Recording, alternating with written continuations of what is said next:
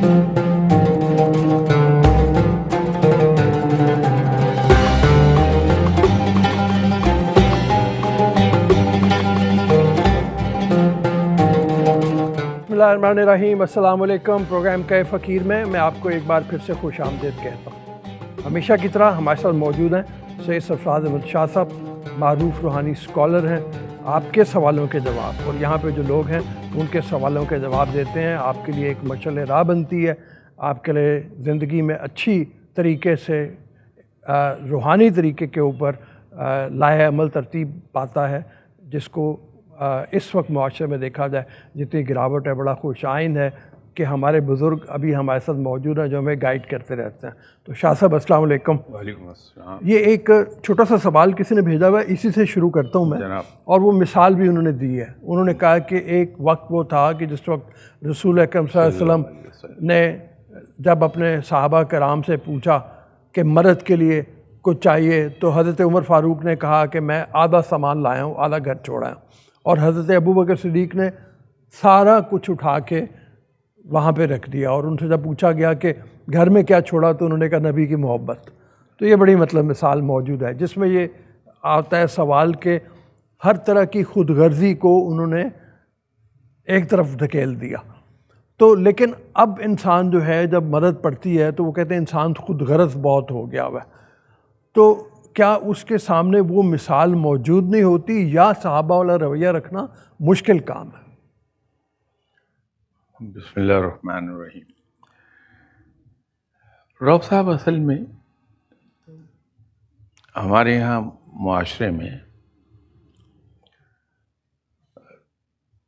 कुछ चलन ऐसा है जो जिससे आप ये डिटर्मिन नहीं कर सकते कि हम दूसरों के खैर ख्वाह ज़्यादा हैं या हम सेल्फ सेंटर्ड हैं।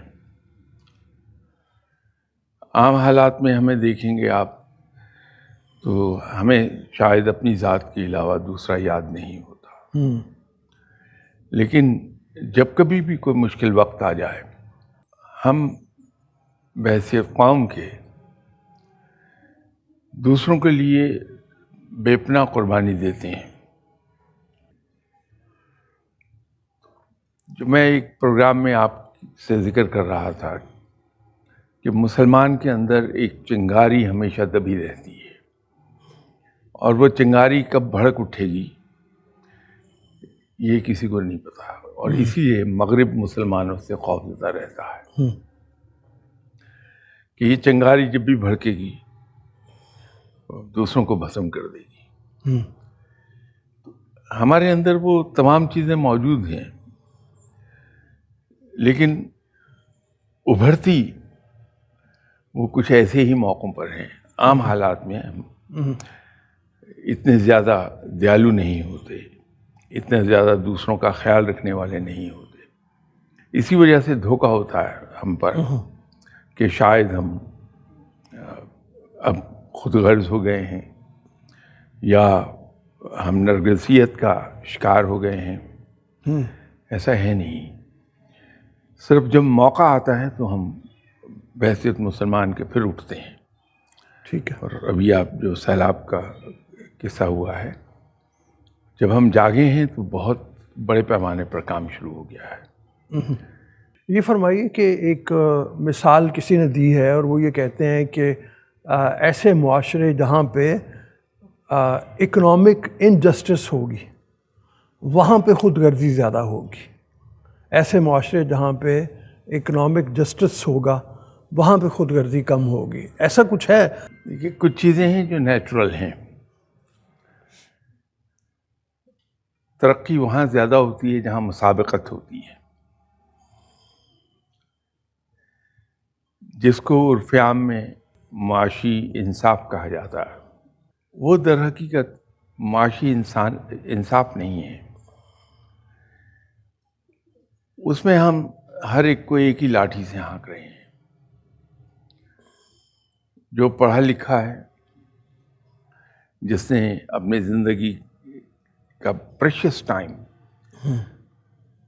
वो एजुकेशन में सर्व कर दिया है, वो भी उसी लेवल पर है اور ایک انسان جو پڑھ نہیں پایا وہ بھی اسی لیول پر ہے. ایک انسان بھرپور محنت کرتا ہے, رب تعالیٰ نے جو کچھ ایسے جسمانی صلاحیتیں اور مینٹل فیکلٹیز دی ہیں ان سے بھرپور کام لیتا ہے اور وہ ملک کی ترقی میں کنٹریبیوٹ کرتا ہے پریکٹیکلی, وہ بھی اسی لیول پر رہتا ہے. اور ایک آدمی جو simply whiles away the time وہ بھی اسی لیول پر رہتا ہے. ٹھیک ہے. وہ انصاف نہیں ہے. انصاف یہ ہے کہ ہر انسان کو اس کی محنت کا صحیح معاوضہ ملنا چاہیے. ٹھیک ہے. ہر انسان کے ٹیلنٹ کو اپریشیٹ کیا جانا چاہیے ہر انداز میں, صرف زبانی نہیں.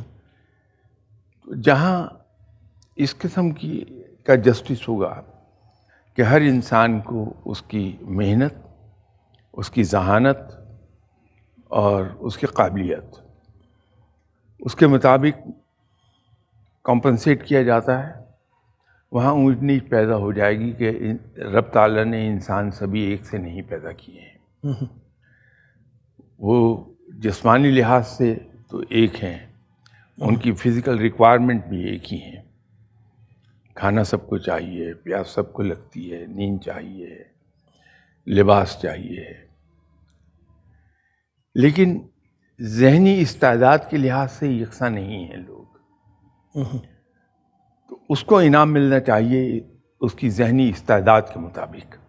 ٹھیک ہے. تو جہاں اس طرح اپریشیٹ ہوگا بندہ, وہاں ہم یہ نہیں کہہ سکتے کہ سبھی اکنامکلی فائنینشلی سب ایک جیسے ہو جائیں گے. ٹھیک ہے. وہ نہیں ہو پاتا. لیکن اسلام نے اس سلسلے میں ایک ارینجمنٹ کیا ہے, ان بلٹ ارینجمنٹ ہے. وہ یہ ہے کہ جو زیادہ فارچونیٹ لوگ ہیں جن کو رب تعالیٰ نے بہت کھلے ہاتھ سے عطا فرمایا ہے, ان کو ترغیب یہ دی گئی ہے کہ جو لیس فارچونیٹ لوگ ہیں ان میں وہ فالتو پیسہ تقسیم کیا جائے. کانسیپٹ اسلام میں یہ ہے کہ جو کچھ میرے پاس ہے, میری ضروریات پوری کرنے کے بعد, جائز ضروریات پوری کرنے کے بعد, وہ سب دوسروں کا ہے. میری ارننگز پر حق سب کا ہے. ٹھیک ہے. اور وہ حقدار تک پہنچ جانا چاہیے. یہ کانسیپٹ ہے. ٹھیک ہے. اس سے ایک سوشل جسٹس ہو جاتا ہے. آپ کے پاس ہے مائک؟ جی. ہم کہتے ہیں یہ ہے کہ انسان جو ہے فطرتاً ایک اپنی زیادہ فکر کرتا ہے. ہم ایک بے لوث ہے یا انسان ایک خود غرض ہے, ہم یہ کیسے تعین کر سکتے ہیں؟ روحانیت اس بارے میں کیا کہتی ہے کہ انسان خود غرض ہے یا بے لوث ہے؟ اور اگر ہم یہ تعین کر دیتے ہیں کہ کوئی شخص خود غرض ہے تو ہم ایسے شخص کو کس طریقے سے, اس کے ساتھ گزارا کس طریقے سے ممکن ہو سکتا ہے؟ جب ہم لوگوں کو, ہم اپنے معاشرے کی طرف دیکھتے ہیں, آج کل کا جو دور چل رہا ہے, تو ہم اس کے اندر کس طریقے سے تعین کر سکتے ہیں کہ یہ شخص جو ہے یہ خود غرض ہے, اور ہم نے اس کے ساتھ گزارا کس طریقے سے کرنا ہے, ہم نے اس کو اپنی لائف میں کس طرح سے آگے لے کے چلنا ہے؟ ہر انسان میں دو چیزیں پائی جاتی ہیں. ایک انسان کی فطرت ہے جو رب تعالیٰ نے اس میں رکھ دی ہے, بلکہ تین چیزیں کہیے. ایک فطرت ہے, ایک عادات ہیں جو اس نے اپنے ماحول جس میں وہ پلا ہے, جس صحبت میں بیٹھا ہے وہاں سے پک کی ہیں اس نے, اور ایک جبلت ہے. فطرت بدل نہیں سکتی کسی طور میں. جبلت کو انسان ٹیم کر لیتا ہے تھرو ٹریننگ. عادات چینج ہو جائے گی.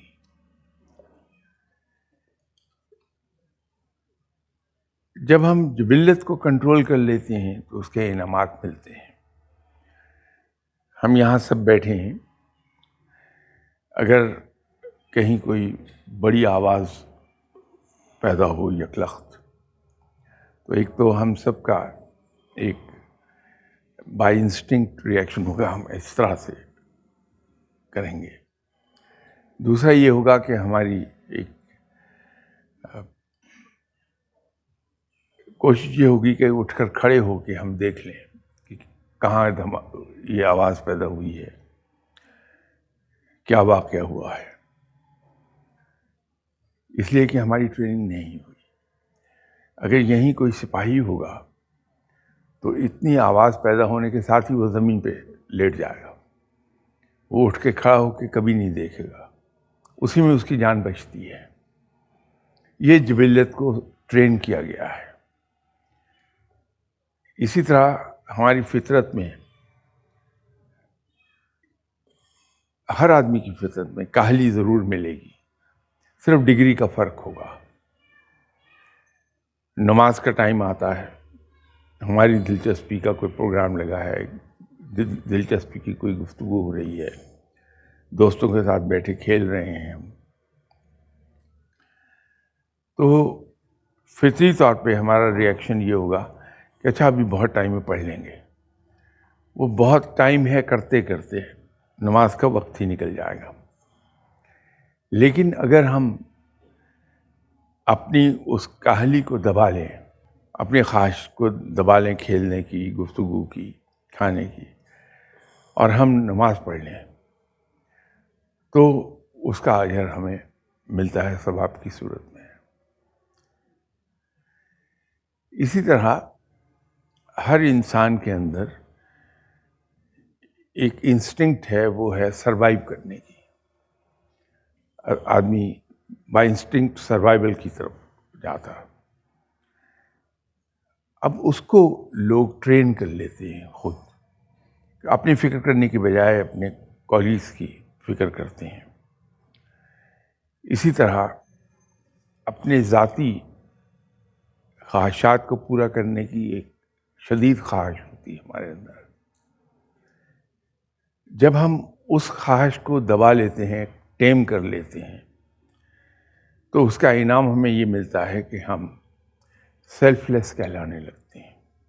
اور اسی طرح آدمی اپنی کمائی سے آسانی سے جدا نہیں ہونا چاہتا. کوئی آدمی نہیں چاہے گا کہ وہ part with his hard earned money like that. اس کے لیے اپنی اس چیز کو دبانا پڑے گا، فطرت کو.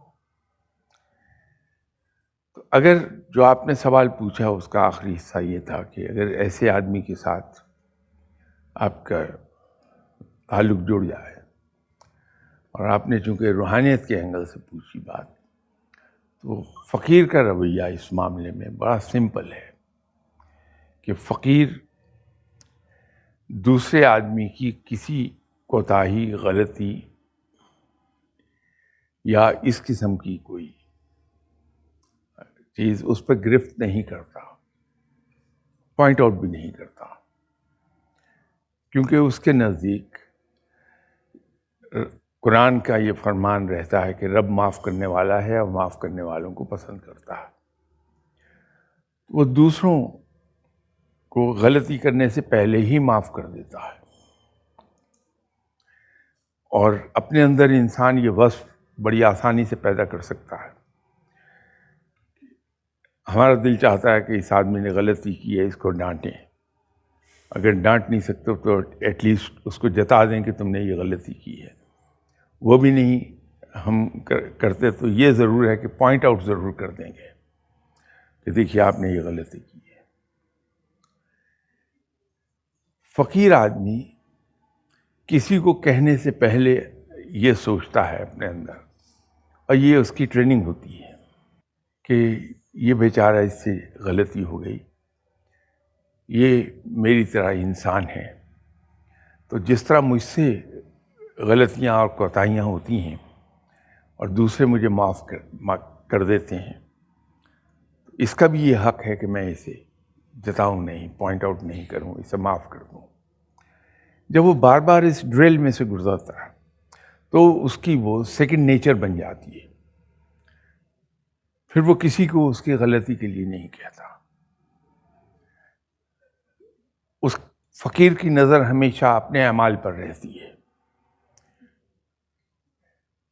اسی طرح اگر ہم عام لائف میں اسی چیز کو ایکسرسائز کر لیں کہ ہمارا جو لائف پارٹنر ہے، اگر اس کی ایک آدھ عادت کوئی ہمیں پسند نہیں ہے، یا جو ہماری یارڈ سٹک ہے اخلاقیات کی، اس پر کہیں وہ فٹ نہیں بیٹھتی ہے، تو ہم اگر یہ سوچ لیں کہ اس میں یہ ایک کوتاہی ہے، میرے اندر معلوم نہیں کتنی کوتاہیاں ہیں، وہ شخص بھی تو مجھے قبول کیے ہوئے خامی اور کوتاہیوں کے ساتھ اس نے کبھی پوائنٹ آؤٹ نہیں کیا، تو میں بھی اس کے ساتھ یہی سلوک کروں کہ رب تعالیٰ نے ایک بیلنس قائم کیا ہوا ہے. اگر دونوں میں سے ایک غصے کا تیز ہے تو اللہ تعالیٰ اس کے لائف پارٹنر میں تحمل زیادہ رکھے گا. ایک سست ہے تو دوسرا کام میں بڑا چست ہوگا. تو رب تعالیٰ نے ایک ایسا بیلنس قائم کر دیا کہ گھر کے اندر سکون رہتا. میں اسی لیے کہا کرتا ہوں کہ کائنات میں جو ہم لوگ ہیں، اصل میں کائنات ایک جگسا پزل ہے جس کے اندر بڑے بڑے پیسز بھی ہیں، ٹائنی پیسز بھی ہیں. کوئی ایک پیس اگر ہم اپنی جگہ پر نہ رکھیں تو تصویر مکمل نہیں ہوتی. تو رب تعالیٰ نے یہ ایک بیلنس قائم کیا ہوا ہے. لیکن چونکہ آپ کا سوال تھا کہ کیا کیا جائے، تو اس کا بڑا آسان کام ہے کہ یہ آدمی سوچ لے کہ خود میرے اندر کتنی خامیاں ہیں. وہ شخص بھی تو میرے ساتھ گزارا کر رہا ہے، تو میں اسے ایک بات کو کیوں نہیں نظر انداز کر سکتا. تو کام چلتا رہتا ہے.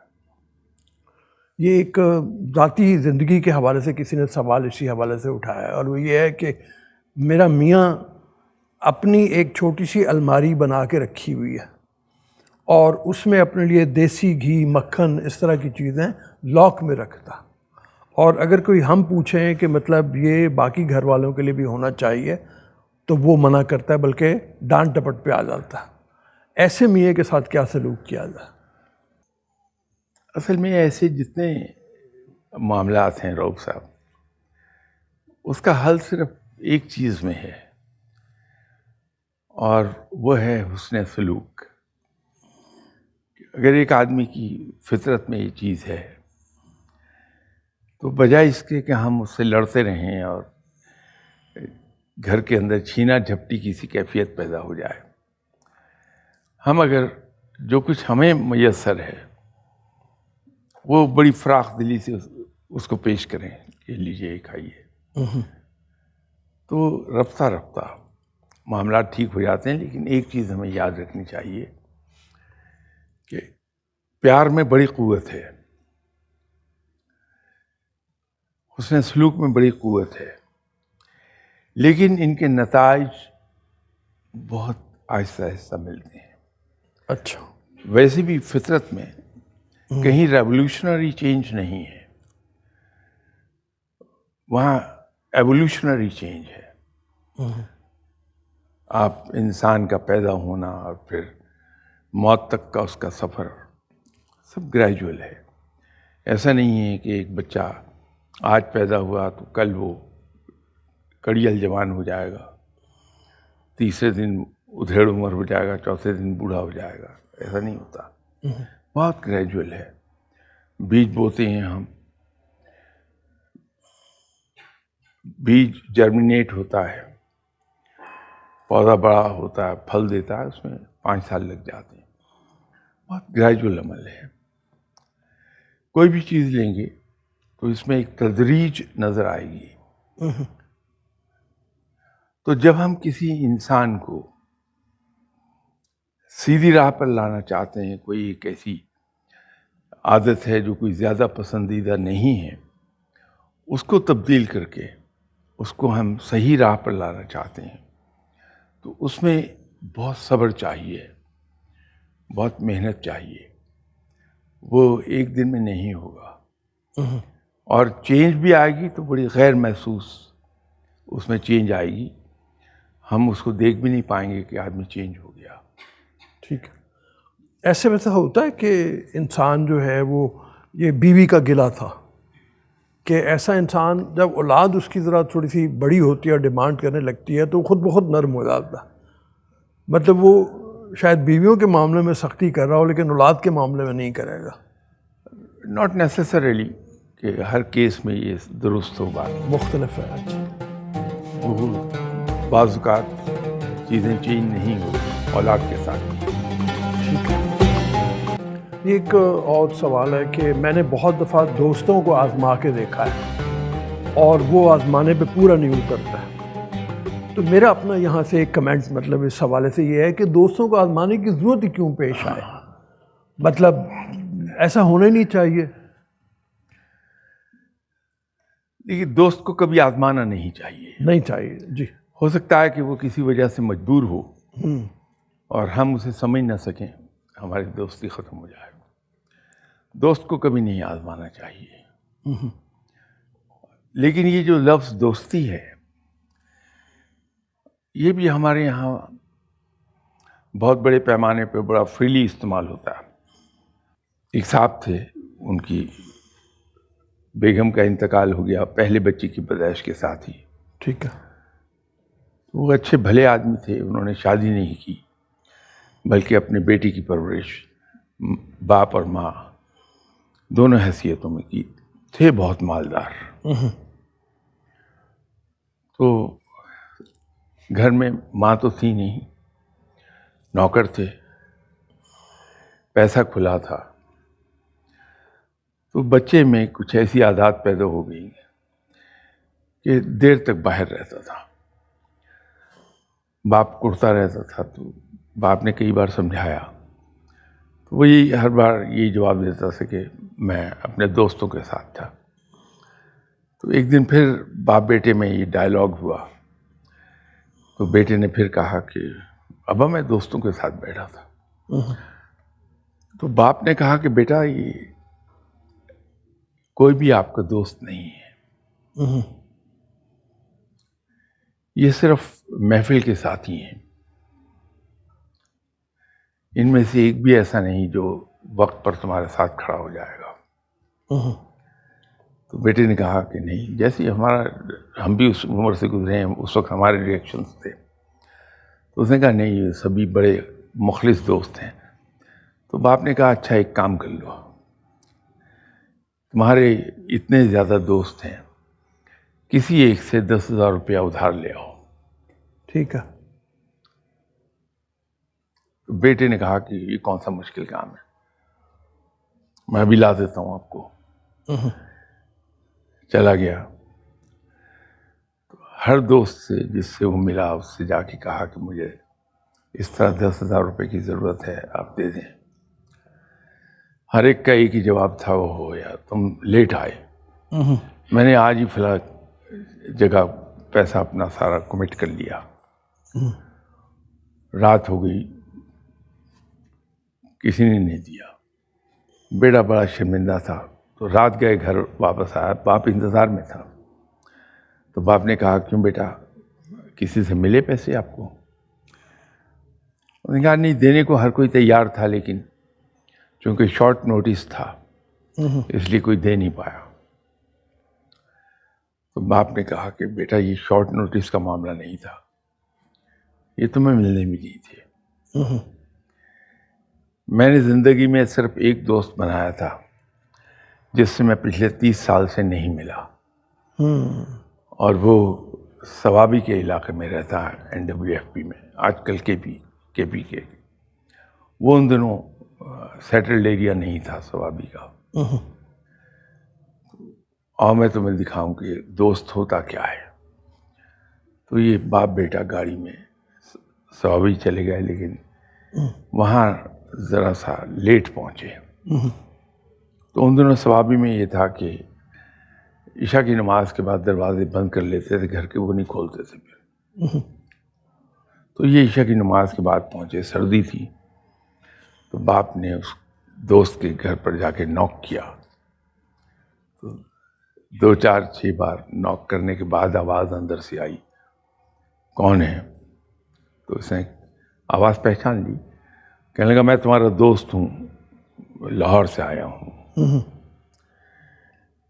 تو اس نے کہا اچھا 1 منٹ ٹھہرو، میں دروازہ کھولتا ہوں۔ کھڑے ہوئے 15 منٹ گزر گئے، 20 منٹ گزر گئے، دروازہ نہیں کھل رہا تھا۔ تو بیٹے نے کہا کہ ابا کم از کم میرے دوستوں نے مجھے ڈرائنگ روم میں بٹھا کے کچھ ٹھنڈا ونڈا گرم چائے کچھ تو پلا دی تھی، یہاں تو دروازہ ہی نہیں کھول رہے آپ کے دوست۔ کہا ایسا ہو نہیں سکتا، ضرور کوئی ریزن ہے، ہم 5 منٹ 10 منٹ اور انتظار کرتے ہیں پھر چلیں گے۔ 5 منٹ کے بعد دروازہ کھلا تو اس کا دوست باہر نکلا اور گلے والے ملا بڑے گرم جوشی سے، اور کہنے لگا کہ چلو کہاں چلنا ہے؟ تو اس نے کہا کہ کمال کے آدمی ہوں، میں اتنی دور سے تمہارے پاس تمہیں ملنے آیا ہوں، تم مجھے کہہ رہے ہو چلو کہاں چلنا ہے؟ اس نے کہا دیکھو یہ سیٹلڈ ایریا نہیں ہے، خطرناک ایریا ہے۔ اگر ایک آدمی 30 سال کے بعد میرے پاس آیا ہے تو پھر 3 ہی ریزنز ہو سکتی ہیں۔ تمہیں کوئی لمبا سفر در پیش ہے تو تمہیں کوئی ریلائبل ساتھی چاہیے، تو یہ میری کمر پہ میرا بستر بندھا ہے، میں تیار ہو کے آیا ہوں، کہاں چلنا ہے؟ اس وقت یہاں آنے کی دوسری ریزن یہ ہو سکتی ہے کہ کوئی دشمن تمہارے پیچھے ہے، تو مجھے بتاؤ کون ہے دشمن، یہ میں رائفل لے کر آیا ہوں، ابھی اس کو دنیا سے رخصت کر دوں گا۔ اور تیسری وجہ یہ ہو سکتی ہے کہ تمہیں کوئی ضرورت آن پڑی ہے، تو یہ گٹھری ہے جس میں میری عمر بھر کی پونجی ہے، یہ حاضر ہے، لے لو۔ تو اس نے کہا کہ نہیں، تینوں میں سے کوئی وجہ نہیں ہے، میں اپنے بیٹے کو دکھانا چاہتا تھا کہ دوستی ہوتی کیا ہے، تو اس لیے میں آیا تھا۔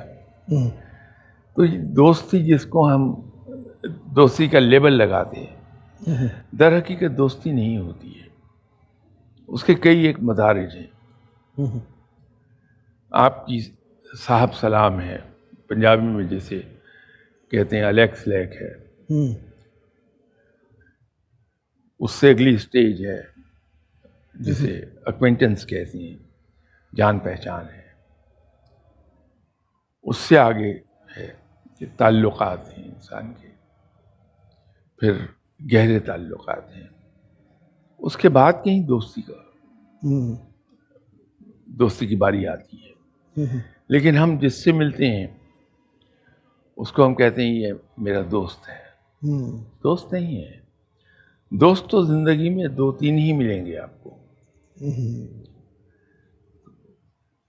جی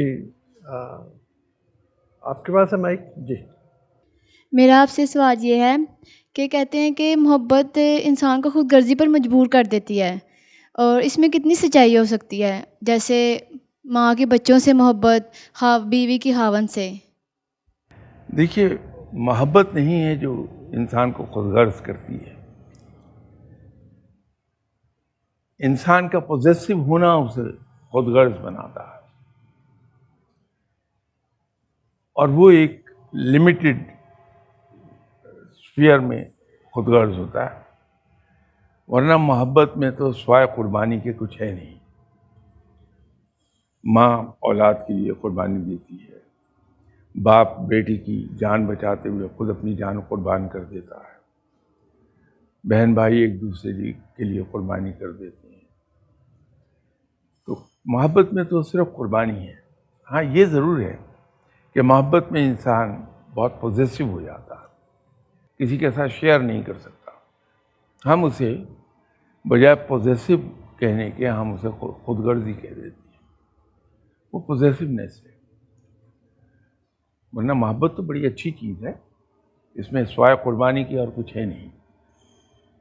جی میرا آپ سے کوشچن ہے کہ خود پسندی بھی کیا کبیرہ گناہ میں آتی ہے؟ دیکھیے، اس پر فتویٰ تو کوئی وہی صاحب دے سکتے ہیں جو اس کے مجاز ہیں، میں فتویٰ دینے کا مجاز نہیں ہوں۔ میں تو آپ کو زیادہ سے زیادہ اس کو دین سے ہٹ کے عام زندگی کے اینگل سے بات کہہ دوں گا. نرگسیت جو ہے، خود پسندی، سیلف سینٹرڈ ہونا، یہ ایک برائی تو کہلاتی ہے، لیکن گناہ کسی طور نہیں ہے. تابقتے کہ یہ جو نرگسیت ہے انسان کی یا خود پسندی، اس کو وہاں تک نہ لے جائے جہاں وہ خلق خدا سے آنکھیں بند کر لے کہ اس کے ارد گرد رہنے والے لوگ کیا ہیں، ان کا دل کہاں دکھ رہا ہے، کس بات سے دل دکھ گیا، کس حرکت سے دل دکھ گیا، وہ کس حال میں ہیں، ان کی ضروریات کیا ہیں. اگر آدمی کی نظر صرف اپنی ذات تک رہ جائے تو دین کے لحاظ سے یقیناً وہ ناپسندیدہ ہے. لیکن اگر یہ خود پسندی یہاں تک محدود رہے کہ انسان اپنے آپ کو ہی دیکھے اور لیکن ساتھ دوسروں کا خیال کر لے، یوں کہہ لیجئے کہ اپنے حقوق وصول کرے دوسروں سے لیکن ساتھ ہی ساتھ دوسروں کے حقوق ادا بھی کر دے، تو وہاں تک تو کوئی اتنی بڑی برائی نہیں آئے گی. برائی وہاں ہوگی جہاں اپنے حقوق تو ہم بالجبر وصول کریں لوگوں سے، لیکن دوسروں کے کسی کا حق ہم ادا نہیں کریں. وہ یقیناً غلط بات ہے. شاہ صاحب بڑی مہربانی، بہت شکریہ. ہمارے پروگرام کا وقت ختم ہو رہا ہے. اگلے پروگرام میں انشاءاللہ تعالیٰ پھر حاضر ہوں گے. آپ سے درخواست یہ ہے کہ اپنا فیڈ بیک ہمیں دیجیے، اپنے سوال ہمیں بھجواتے رہیے تاکہ ہم انہیں شامل کر کے شاہ صاحب کے سامنے رکھ سکیں. جس طرح کے اب جواب ملیں انشاءاللہ اسی طرح کے جواب آپ کو ملتے رہیں گے. اور جو میں شروع میں بھی کہہ رہا تھا کہ زندگی میں ایک بہتر لائحہ عمل کے لیے آپ کو گائیڈنس ملتی رہے گی. ابھی اجازت دیجیے. اللہ حافظ.